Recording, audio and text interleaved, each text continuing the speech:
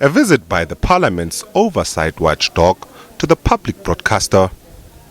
Scopa on an inspection drive to gain first-hand information on the financial affairs of the SABC. The visit also aims to root out the cause of irregular expenditure. I must make this point. What has brought us here is expansions and deviations. I want to reiterate, they are not a norm. And what we have seen at the SABC was a culture being entrenched of normalizing expansions and deviations.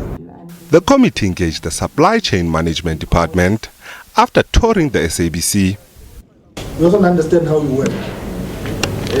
So I'm saying, maybe switch roles. You are the MPs and we are SCM.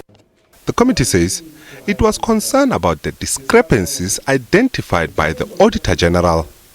The audit outcomes from the AG had indicated to contracts which had been, in our view, evergreen, and there was seemingly an abuse of the expansion and deviation process of contracts. It has been, of course, very clear to us that the complexities of the technological capabilities of the SABC may have triggered that kind of reality. Some members of the committee were impatient with how the deliberations were unfolding. We are not going to allow people to act like there is no problem. We are here because of the problem. Thinking that the leadership will stand up and look for the problem, not to say there is nothing wrong. To us, it gives us, a shock that people, when they're sitting in their boards, what are they discussing? The SABC says it's working on improving its operations to ensure that the organization is financially stable.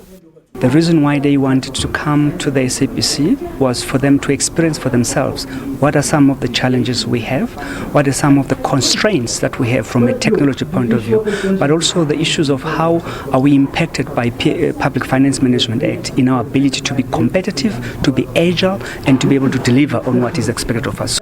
Meanwhile, the Deputy Minister of Communications assured the committee that her department will continue working closely with the SABC to resolve its financial problems.